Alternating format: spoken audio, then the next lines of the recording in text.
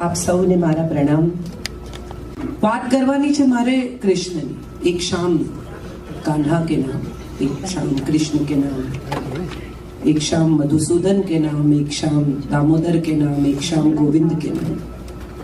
કેટલા નામ! આમ તો ત્યાંથી જ શરૂ કરીએ તો કેટલું ઇન્ટરેસ્ટિંગ છે. દરેક નામનો એક અર્થ, દરેક નામની પાછળ એક વાર્તા. દામોદર કેમ કયો? તો કે માએ દામ એટલે દોરડું ઉદર પર બાંધ્યું, દામોદર. અને માં દોરડા લાવતી જ ગઈ, લાવતી જ ગઈ, લાવતી જ ગઈ, અને ટૂંકા પડતા જ ગયા, પડતા જ ગયા, પડતા જ ગયા. કેટલું ઇન્ટરેસ્ટિંગ છે આમ જુઓ તો. કૃષ્ણને માપવાનું દરેક દોરડું ટૂંકું જ છે. હું કહું કે કોઈ બીજું કે રમેશભાઈ કે કોઈ દ્વારકેશલાલજી બાવાશ્રી કે દરેકનો પોતાનો એક પરસેપ્શન છે, દરેકની પોતાની એક વાત છે, અને બધા સાથે પણ એને સંપૂર્ણપણે તો પામી શકાતો જ નથી. કંઈક તો એવું રહી જ જાય આસ્પેક્ટ કે તમે આ તો બોલ્યા જ નહીં કાજલ.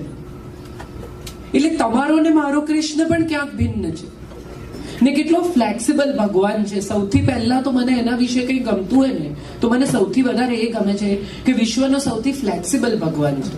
તમારે સવારે 4 વાગે જવાનું હોય ફ્લાઇટ પકડીને, તો તમે 4 વાગ્યામાં ટીન ટીન કરીને ઉઠાડી નાખો તો બિચારો ઉઠીએ લે ને પાણીએ પી લે ને મિશ્રીએ ખાઈ લે ને તમારે જે એને કપડાં પહેરાવો બિચારો પહેરી લે, કઈ કટપટ નહીં. અને કોઈ દિવસ તમને કામમાં પડી જાઓ ને 10 વાગ્યા સુધી ઉઠાડો ને બચાડો રજાઈ ઓઢીને સુઈ રહે, તમે ઉઠાડો ત્યારે આચા. આનાથી વધુ ફ્લેક્સિબિલિટી ઈશ્વરમાં ક્યાં મળે બોલો? નહીં તો કેટલા ઈશ્વરના કરવઠા હોય. આમ એકવાર નવરાત્ર કરો તો કરવું પડે ને, આમ કરો તો મારી જાય ને, આમ કરો તો શિવ ચીડાઈ જાય ને, આમ કરો તો આમ થાય ને, રામનવમી એકવાર કરો તો પછી કરવી જ પડે ને, જન્મ કરાવો તો કરવો જ પડે ને. આ વર્ષે તમે જન્માષ્ટમી કરાવી, તમારો આનંદ. બીજે વર્ષે તમે ઇન્ડિયા હતા, ના કરાવી, તમારો આનંદ. એને કઈ વાંધો નથી. એ તમારી જોડે વાંધો પાડે જ નહીં. એવો ઈશ્વર દરેકે દરેકને એના જેવો થઈને મળે છે. એ કૃષ્ણની વિશેષતા છે. ગોપીઓ સાથે રાસ રમે, દરેક ગોપીને લાગે કે મારી સાથે રમે છે. સૌને સરખે ભાગે વહેંચાય છે. ક્યાંય તમને એમ ન લાગે કે આનો વધુ પ્રિય, આનો ઓછો પ્રિય, આને વધુ નજીક લીધા અને થોડા દૂર રાખ્યા. ગીતા મધ્યમાં જઈને કહે છે, કુરુક્ષેત્રની બિલકુલ વચ્ચે જઈને. અર્જુનને આગલી સાંજે પણ કહી જ શક્યા હોત ને કે બેસ હવે હું તને જે સમજાવું છું એ સમજ. ના, બિલકુલ મધ્યમાં જઈને ગીતા કહે છે કુરુક્ષેત્ર. બધા સાંભળો, જે ગ્રહણ કરે એની ગીતા, ન સાંભળે એને જે સમજવું એ સમજે ને ન સમજવું એ ન સમજે. ગયે વખતે જ્યારે અહીંયા કાર્યક્રમ કર્યો, હરિભાઈ હતા અને સિનિયર્સનો કાર્યક્રમ કર્યો, ત્યારે પણ મેં આ વાત કહી હતી ને આજે મને ફરી આ વાત કહેવાનું મન થાય છે કે કૃષ્ણ ભક્ત મેં બહુ જોયા છે. કૃષ્ણથી કોઈ ડરતું હોય ને એવો ભક્ત મેં નથી જોયો. કૃષ્ણ પ્રેમી ભક્તો છે. અમે ગયા વખતે પણ હરિભાઈ યાદ હોય તો કહ્યું હતું કે કૃષ્ણને છે ને માત્ર ચાહી શકાય, એનાથી તમને કદી ભય ન લાગે. અને ભય લાગે ને એ ભગવાન ન હોય, એ બીજું કોઈ પણ હોઈ શકે. ઈશ્વરથી ડરવું નહીં, ધર્મ ભીરું નહીં, ધર્મ પ્રેમી થતા શીખવે છે ઈશ્વર. ધર્મને સમર્પિત થતા શીખવે છે ઈશ્વર. અને તમે જુઓ કૃષ્ણની તમામ કથાઓમાં એને ક્યાંય કોઈને બીવડાવ્યા નથી, કોઈને ડરાવ્યા નથી. જ્યાં જ્યાં જે જગ્યાએ એને એમ લાગ્યું છે કે અહીંયા મારે વિરોધ કરવો છે, અહીંયા મારે યુદ્ધ કરવું છે, અહીંયા મારે કશું પ્રસ્થાપિત કરવું છે, ત્યાં ત્યાં એણે પોતાના પાવરનો, પોતાની શક્તિનો, પોતાની તાકાતનો ઉપયોગ ચોક્કસ કર્યો છે. પણ એ પછી તરત એ શક્તિ, એ તાકાત, એ પોતાની અંદર રહેલી કુશળતા, યુદ્ધ કૌશલ્ય હોય કે ચમત્કાર હોય, એણે સમેટી લીધું છે. એ સતત ચમત્કારી, સતત તેજસ્વી, સતત અમુક નથી રહ્યા. અને કદાચ એટલે આપણને બહુ પોતાના લાગે છે. He is like a normal human being. એવો અવતાર જે ભલે અવતાર તરીકે અવતર્યો પણ માણસ તરીકે જીવ્યો, માનવીય નબળાઈઓ સાથે જીવ્યો. હમણાં અમારો કાર્યક્રમ હતો ક્યાંક તો હતો. તો મને કોઈકે કહ્યું કે તમે જ્યારે જ્યારે કૃષ્ણ બોલો ને ત્યારે શ્રી કૃષ્ણ બોલવાનું. મેં કીધું નહીં બોલવું. સતત અશરફભાઈને મધુબેન એમની સાથે વાત કરે તો એમ કે શ્રી અશરફ. અહીંથી હું એમને સંબોધિત કરું તો કહું કે શ્રી અશરફભાઈ ડબ્બાવાલા. દરેક વખતે શ્રી અશરફ કહીને બોલાવે. આ તો મારો પોતાનો છે, એને ઘડી ઘડી શું શ્રી શ્રી કરવાનું. એને નહીં ગમે કદાચ હું એને વારે વારે શ્રી શ્રી કહીશ. મારા પપ્પા ગુસ્સે થાય ને ત્યારે મને તમે કહીને બોલાવતા કે જરા તમે અહીંયા આવજો, મારે તમારી સાથે વાત કરવી. એટલે સમજવાનું કે આ ખતરાની ઘંટી છે, હવે કઈ થવાનું છે. there is something happening. તો આ તો એવો છે કે જેને તું બહુ સહજતાથી કહી શકાય ને તું જ કહેવું પડે એટલો હૃદયની નિકટ છે. મને હંમેશા કૃષ્ણ વિશેની કથાઓ, વાર્તાઓ, ચમત્કારો આકર્ષે છે. પણ મને સૌથી વધારે જો કોઈ કૃષ્ણ વિશે બાબત આકર્ષતી હોય ને તો એ છે એની પોલિટિકલ સ્કોલર હોવાની તાકાત. He is one of the best politicians I have ever seen in history, in Puran, in whatever you want to go and check back. સદીઓમાં આવો રાજકારણી નથી જન્મ્યો, કારણ કે ખટપટી નથી. રાજકારણી છે, ખટપટીઓ નથી. અને ઉથલાવ્યા ને બેસાડ્યા ને પાડ્યા અને આમ કર્યું ને. અને સૌથી મજાની વાત શું છે ખબર છે તમને? એને કદી રાજ સિંહાસન માટે રાજકારણ નથી કર્યું. પોતે કંસને મારે છે, ઉગ્રસેનને ગાદીએ બેસાડે છે. સગા મામા છે કંસ. પણ મથુરા એના ત્રાસથી થાકી ગયું છે. ક્યાંક તો એવી પરિસ્થિતિ આવવી જોઈએ કે હવે સત્તા પલટાવી જોઈએ.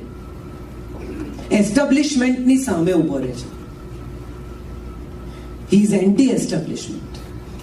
એક રાજા થઈ ગયેલો માણસ અત્યાચાર કરે છે તો એક જનસામાન્યનો અવાજ ઉઠવો જોઈએ, સ્વતંત્રતા મળવી જોઈએ, લોકશાહીનું પુનઃસ્થાપન થવું જોઈએ. એ એમનો એમ છે, એ એમનો પ્રયાસ છે, એ એમનો પ્રવાસ છે. સામાન્ય માણસનો અવાજ. હમણાં તમે જુઓ, મને બહુ મજા એ વાતની આવે કે મોદી સાહેબના બે પ્રકારના ઓપિનિયન મળે તમને. એક એવો વર્ગ છે જે એમ કે મોદી હોય ને એને આટલો ભારતનો વિકાસ થાય ને, અને બીજા છે એ એમ કે ના ના નરેન્દ્રભાઈએ કાંઈ કર્યું નહીં, આ બધું જુઓ ને મોટા લોકોને ફસાવી દીધા ને આમ કરી દીધું ને ફલાણું કરી દીધું અને આમ થઈ ગયું. પણ તમે બહુ નિરાંતે વિચારો ને તો તમને સમજાય કે હવે પેપેલ થી પૈસા શાક વાળો પણ લેતો થયો છે.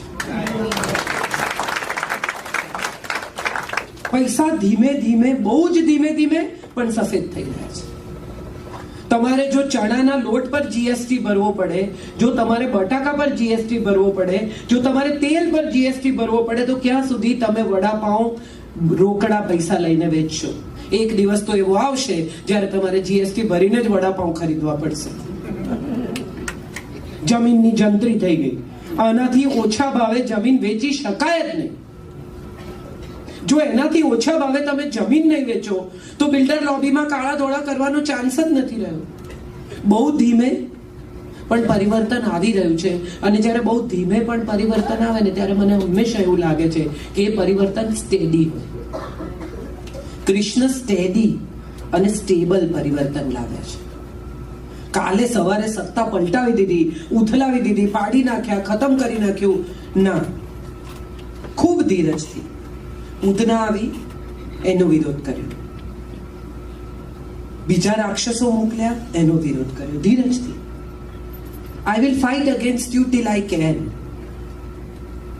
And then if you don't understand that I am resisting your evil, I am resisting your bad omen, I am resisting something that is not to be done. અને જો તું નહીં સમજે તો હું રાઈસ થઈશ, તો હું સુદર્શન ઉપાડીશ, તો હું ચાણૂર અને મુષ્ટિકને મારીશ, તો હું તારે ત્યાં તારા ઘરમાં ઘૂસીને તને મારીશ. સર્જિકલ સ્ટ્રાઇક અને આની વચ્ચે ખરેખર ફરક શું છે? કે હું તારે ઘેર ઘૂસીને મારીશ. ડોન્ટ થિંક દેટ હું નબળો છું. હું સહનશીલ છું, હું ક્ષમાશીલ છું, મારામાં ધીરજ છે. બટ ડોન્ટ થિંક કે હું નબળો છું. નો, ધીરજ કે ક્ષમા કરવી એ નબળાઈ નથી. તમને કોઈ ગોળી મારે અને તમે હે રામ કહી શકો ને હરામખોરને બદલે, તો હું માનું છું આ તો જ ગાંધી થવાય. તમને ગોળી મારે કો અને સૌથી પહેલું શું નીકળે તમારા મોઢામાંથી? ઉવરસ સાલા. એને કહ્યું હે રામ. અને મજાની વાત શું છે ખબર? 2 મોહન જન્મ્યા આપણા દેશમાં. પહેલો મોહન જે સૌરાષ્ટ્રના દરિયા કિનારે જન્મ્યો અને યમુનાના કિનારે મૃત્યુ પામ્યો, અને બીજો મોહન જે યમુનાના કિનારે જન્મ્યો અને સૌરાષ્ટ્રના દરિયા કિનારે એને દેહ ત્યાગ કર્યો. If you see that they have traveled across each other, એમનો પ્રવાસ આમથી આમ ને આમથી આમ રહ્યો છે. બંને કહ્યું કે અહિંસા ત્યાં સુધી જ્યાં સુધી અહિંસાનું પાલન થઈ શકે. બંને કહ્યું સુરાજ્ય જોઈએ, બંને કહ્યું સ્વરાજ્ય જોઈએ. બંને લાકડી રાખતા હતા, એક ગાય ચરાવવા ને એક ચાલવા.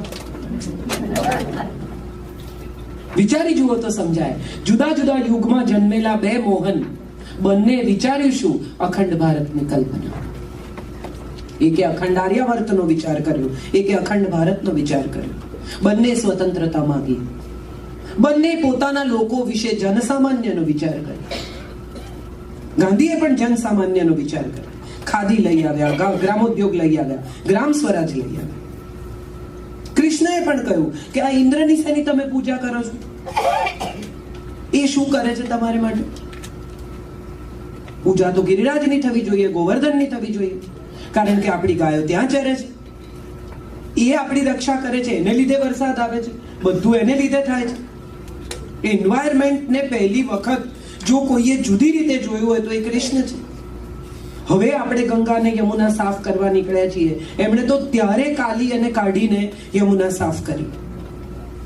અને મજાની વાત જુઓ, કાલી અને મારી નથી નાખ્યો, એ અહિંસા છે. એ જો જવા તૈયાર હોય તો યુ જસ્ટ લીવ. મારે તને મારી નથી નાખવું. આપણે જ્યારે દીપક પ્રજ્વલિત કરીએ ત્યારે આપણે હંમેશા કહીએ છીએ શત્રુ બુદ્ધિ વિનાશાય. શત્રુ વિનાશાય એ આપણી પરંપરા જ નથી. શત્રુ બુદ્ધિ વિનાશાય આપણી પરંપરા છે. એની બુદ્ધિનો નાશ થાય, એની દુર્બુદ્ધિનો નાશ થાય. શત્રુ શું કામ મરી જાય? શત્રુ ભલે ને, એની અંદરની શત્રુતાનો નાશ થાય, એ આપણી પરંપરા છે. અને માટે કદાચ એ પ્રતીક્ષા કરે છે કે કંસ હવે સમજશે, હવે સમજશે, હવે સમજશે, હવે સમજશે. અને જ્યારે નથી સમજતા, નથી સમજતા, નથી સમજતા, અને છેલ્લે અક્રૂરને લેવા મોકલે છે.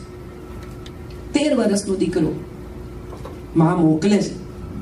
ઘણીવાર હું વિચારું તો મને એમ થાય કે ભલે બ્રહ્માંડ એના મોઢામાં જોયું, ભલે દોરડા ટૂંકા પડ્યા, ભલે માએ ચમત્કારો જોયા, ભલે માએ જોયું કે એને આટલા રાક્ષસોનો નાશ કર્યો છે, પણ માં તો માં જ છે. 13 વર્ષનું બચ્ચું આવી રીતે કોઈને સોંપી દેવું. હું ઘણીવાર વિચારું કે કૃષ્ણએ તો જે છોડ્યું ને જે ત્યાગ કર્યો, પણ એનાથી મોટો ત્યાગ યશોદાએ કર્યો કે દુનિયાની, જગતની ભલાઈ માટે પોતાનું સંતાન અર્પણ કરી દીધું. આ જે છોકરાઓ બધા આર્મીમાં જાય છે, એરફોર્સમાં જાય છે, એમની માં જ્યારે એમને મોકલે છે ત્યારે એને ક્યાંક કશેક તો ખબર જ, બેન તમે બંધ કરી દો ને, sorry, it's very distracting, and if you want to picture it, you picture a couple of things. You are picturing yourself, which is not a very good idea. Thank you. બધા જ ડિસ્ટ્રેક્ટ થાય છે તમારી આજુબાજુ. સો the idea is કે એક માં જ્યારે પોતાના બાળકને મોકલે છે આર્મીમાં, એરફોર્સમાં, બીજે ક્યાંક, ત્યારે એને ખબર જ છે કે આ પાછો આવશે કે નહીં આવે એની મને ખબર નથી, અને છતાં દેશને અર્પણ કરે છે. યશોદા પણ પોતાના સંતાનને દેશને અર્પણ કરે છે. હવે એકવાર નીકળ્યો પછી ખબર નથી પાછો ફરશે કે નહીં ફરે. અને એક માં જ્યારે પોતાનું સંતાન એક દેશ માટે સમર્પિત કરે ને, ત્યારે મને એવું લાગે કે એનું બાળક એના નામથી ઓળખાય, યશોદાનંદન. આપણે કહીએ છીએ યશોદાનંદન, યશોદાનો દીકરો. નંદ બાબાનો દીકરો તો પછી. શિવાજીને આજે આપણે બધા યાદ કરીએ તો જીજા માતાના રેફરન્સથી યાદ કરીએ. અને તમે વિચાર કરો, ગુજરાત ને મહારાષ્ટ્ર એક જ દિવસે છૂટા પડ્યા, જોડિયા ભાઈઓ છે. તો બગસરામાં બેઠેલા મેઘાણી જીજાબાઈનું હલરડું લખે મહારાષ્ટ્રના શિવાજીનું, એ કયું કોમ્બિનેશન છે? આ ક્યાંક કશે આપણી પાસે કૃષ્ણ છે તો એમની પાસે સાંઈ બાબા છે, આપણી પાસે જયશંકર સુંદરી છે તો એમની પાસે બાલગંધર્વ છે. કેવા આ પેરેલલ રન થતી કેવી સંસ્કૃતિ છે કે બે સ્ટેટ ભલે છૂટા પડ્યા પણ બંને સ્ટેટની સંસ્કૃતિ સિમિલર ચાલે છે. અને વિદર્ભની રાજકુમારીને કૃષ્ણ પરણે છે દ્વારિકામાં રહી. ગુજરાતનો રાજકુમાર વિદર્ભની રાજકુમારી સાથે લગ્ન કરે છે. બહુ સુંદર ભાગવતનો પ્રસંગ છે. 6 શ્લોક લખીને મોકલે છે સદેવ નામના બ્રાહ્મણ સાથે. કૃષ્ણના કઝિન શિશુપાલ સાથે એના વિવાહ થયા છે. એન્ગેજમેન્ટ થઈ ચૂક્યા છે. 5 ભાઈઓની એક બહેન છે રૂકમિણી, ભીષ્મકની દીકરી છે. તાપી અને પૂર્ણાનો જ્યાં સંગમ થાય છે ત્યાં કુંડિનપુર વિદર્ભની વચ્ચે ત્યાં રૂકમણીનું મંદિર પણ છે, જો કોઈ ગયું હોય તો. એ પત્ર લખે છે સદેવ નામના બ્રાહ્મણ સાથે. તમે વિચાર કરો વિમેન એમ્પાવરમેન્ટનો કયો સમય હશે આ કે એન્ગેજમેન્ટ થઈ ચૂક્યા હોવા છતાં એ નક્કી કરે છે કે મારે આની જોડ નથી પરણવું, મને તો મને જે ગમે એની જોડ પરણવું છે. અને પત્ર લઈને જાય છે બ્રાહ્મણ. કૃષ્ણ વાંચે છે, ભાઈને આપે છે અને ભાઈ કહે છે કે આ તો બહુ મોટું યુદ્ધ થશે દોસ્ત, કઝિન જોડે વિવાહ થયા છે. અને ત્યારે ન્યાય શું છે? કહી શકાય કે હા ભાઈ યાર છોડો ને આ બધા ઝઘડમ ઝઘડી કરવી, એનું એ જાણે ને એની જિંદગી જાણે, મેં એને ક્યાં જોઈ છે, ના ગળે પડે છે.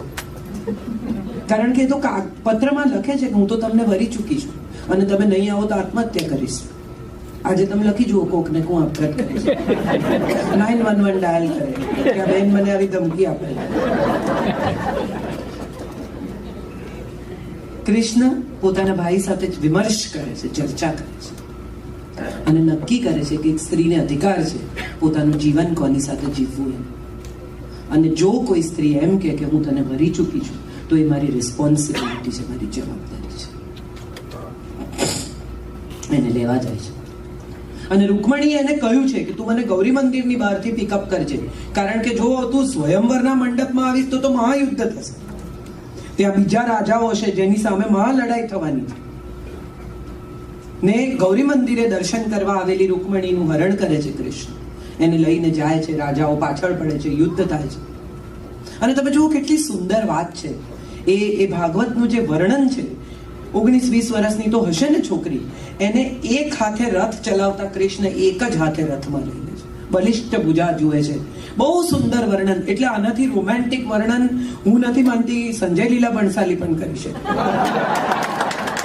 એની બલિષ્ઠ ભુજા જુએ છે અને એ એવું મનોમન પોતાની જાતને કહે છે કે મેં જે ભુજામાં વિશ્વાસ કર્યો છે એ ખોટો નથી. I am okay, he will take care of me. 19-20 વર્ષની છોકરીને આમ એક હાથે ઉપર લઈ લેવી ચાલુ રથમાં, it's not an easy thing. અને એ મનોમન એની પીઠ જુએ છે અને એવું કહે છે કે આ સિંહ જેવી કટી, આ પથ્થર જેવા આના શીલા જેવા ખભા, આ સરસ પાછળ નમતા વાળ અને જે રીતે રથ ચલાવે છે એનું જે વર્ણન છે ભાગવતનું, તમે વાંચો તો તમને સમજાય કે આના પ્રેમમાં જ પડાય, આમાં બીજું કંઈ થાય જ નહીં, ઓપ્શન જ નથી. આને શ્રી કૃષ્ણ કહી શકાય જ નહીં, આને કૃષ્ણ જ કહેવો પડે, કારણ કે આઈ એમ ઇન લવ વિથ યુ. સો રૂકમણી સાથે લગ્ન કરે છે, માધવપુર લાવે છે એને, સૌરાષ્ટ્રના દરિયા કિનારે, દ્વારિકાની પહેલા, જ્યાં હજી પણ લગ્ન થાય છે એમના દર માધવપુરના મહાવત 30 કે ક્યારે. માધવપુરનો મેળો ગુજરાત સરકાર ત્યાં કરે છે અને દર વર્ષે ત્યાં આ લગ્નની વિધિ થાય. આ પ્રેમ, આ લાગણી, એક પછી એક રાણીઓ સાથેના લગ્ન. જામવંતીની કથા પણ બહુ રસપ્રદ છે. સત્રાજીતને મણી મળે છે, સ્યમંતક સૂર્ય એને મણી આપે છે અને સત્રાજીત પોતાની જાતને બહુ પાવરફુલ માને છે. C the interesting part of the story is કે દરેક વખતે જ્યારે એણે વિરોધ નોંધાવ્યો છે ને ત્યારે પાવરફુલ થઈ ગયેલા ખોટા માણસની સામે વિરોધ નોંધાવ્યો છે. ભીષ્મક હોય કે રૂકિમ હોય, સત્રાજીત હોય કે કંસ હોય, દરેક વખતે when the power was wrongly utilized, Krishna has raised and said કે ના, આ ખોટું. પોતાનો પાવર એને કદી ખોટી રીતે વાપર્યો નથી.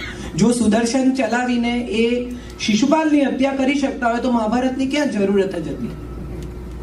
સુદર્શન ફેરવ્યું હોત તો ખટખટ લોકોના માથા લઈ લીધા હોત, પણ એમ કરતા નથી. મજાની વાત અથવા રસપ્રદ કથા એ છે કે અર્જુનને કહે છે કે હું તારો સારથી થઈશ, બાણ તો તારે જ ચલાવવું પડશે, એમ નહીં માનતો કે તારે બદલે હું લડીશ.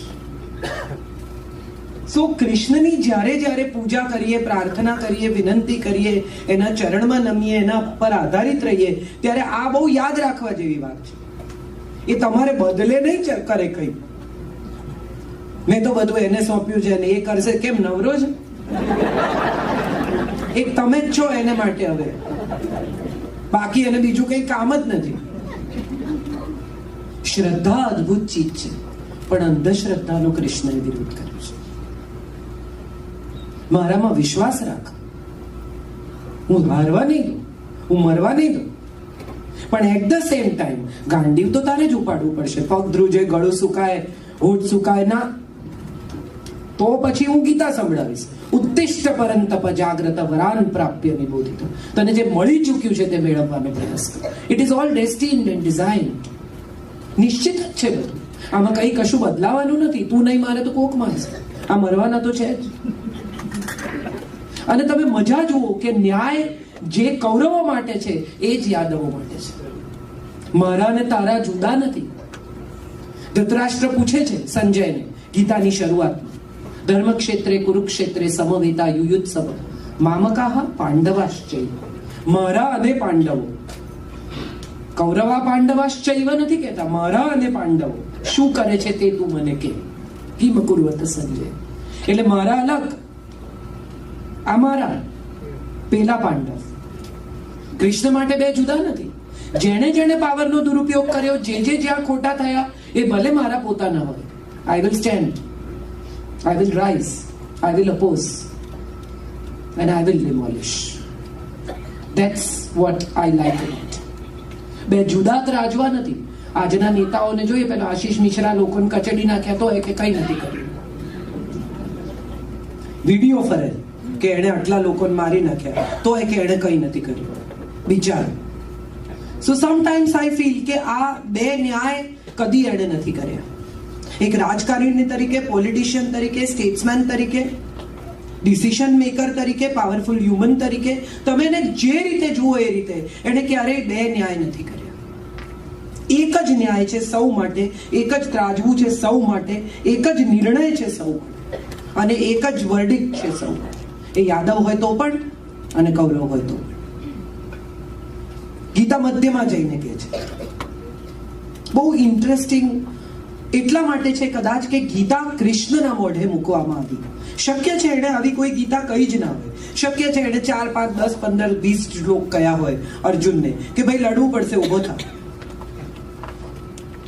700 શ્લોક છે, એમાં ક્યાંય એને હિન્દુ શબ્દનો પ્રયોગ નથી કર્યો. It is a book of life management. Rise, fight against odds, believe in you, stand upright, look at life in positive way. છોડી દે, પણ ડરીને કે ગભરાઈને તને મળ્યા પછી છોડ. તમે વિચાર કરો, 4 ફૂટનો માણસ હોય અને 7 ફૂટના માણસને કે જા જા તને માફ કર્યું, એક આમ જોરથી દબાવે તો અંદર જતો. પણ 7 ફૂટનો માણસ હોય, એને ખબર હોય કે આને હું એક હાથે ઉપાડી લઈશ, અને એ જ્યારે એમ કહે ને કે હું તને માફ કરું છું, ત્યારે એને અહિંસા કે ક્ષમા કહેવાય. Knowing that I can do it and then not knowing it, not doing it is a power. Controlling power is a power. હું કરી શકું છું એવું જાણવા છતાં ન કરવું ને, એ મારા હિસાબે પાવર છે. પાવર તમે કોઈકને દબાવી દો, ડરાવી દો, પાડી નાખો, હરાવી દો, એ પાવર નથી. તમે કરી શકો એમ છો અને છતાંય તમે નથી કરતા કારણ કે સ્વયં પર સંયમ છે, એ પાવર છે. આપણે બહુ બધા લોકોને જોઈએ ઘરમાં, તમે પણ જોયા છે, મેં પણ જોયા છે. મગજ જાય ત્યારે એમને ખબર જ ના હોય કે શું બોલે છે.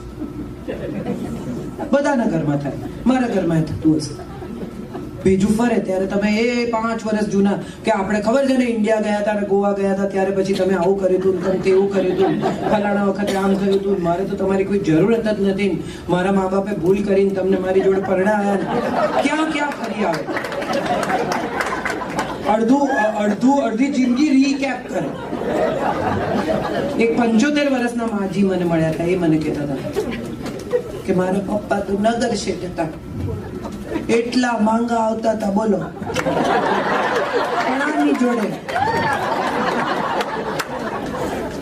એક માજી રસ્તો ક્રોસ કરતા તો આજુબાજુ ગાડીઓ આવે ને જાય, માજી એમની આરામથી સ્પીડમાં, કોઈ આજુબાજુ જોયા કરે ને પોલીસ સીટીઓ મારે ને પાછળ દોડે ને ઇવેન્ચ્યુઅલી પેલા તો સામે પહોંચી ગયા એટલે એને આમ પકડ્યા માજીને અને કે સંભળાતું નથી હું ક્યારનો સીટી મારું છું.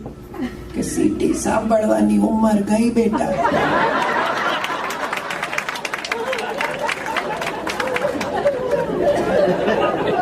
11-12 વર્ષની હોય ને છોકરી, એને સમજાવવા માંડે ત્યારથી એને તો ખબર પડી જ જાય કે હું કેટલી પોપ્યુલર છું મોહલ્લામાં. હું નીકળું ત્યારે મને કોણ જોવા બારી આવે છે, કેટલા લોકો ગેલેરીમાં નીકળે છે, કેટલા લોકો કારણ વગર સાયકલ લઈને દહીં લેવા જાય છે. અચાનક મમ્મીનું કામ સૂઝવા માંડે, લા મમ્મી કઈ લાવવાનું છે. મમ્મીને એમ થાય કે ગઈકાલે તો મેં કહ્યું ત્યારે તો કહેતો તો નથી જવું, હવે કહે જવું છે. સૌથી મજા મને જ્યારે હું કૃષ્ણ વિશે વિચારું ને ત્યારે એ આવે કે એણે કશું પણ ક્યાંય પણ કોઈથી પણ છુપાવી નથી શકી. If he loved, he loved. પત્નીને કોઈ દિવસ એમ નથી કહ્યું કે ના રાધા જેવું કઈ હતું જ નહીં ભાઈ, આ તો બધા કે એવું બધું કે તું તને લાગે છે બોલ, એક વાર તું મારી સામે જો, તને લાગે છે મારે કોઈ પહેલા અફેર હોય. જે મૂક્યું એને પ્રામાણિકતાથી મૂક્યું અને છતાં હૃદયમાં એને ચિરકાળ સુધી સ્થાયી રાખ્યું. આ શીખવાનું છે. ઘણા લોકો સ્કૂલમાં કોલેજમાં બધાને ક્રશ હોય, મને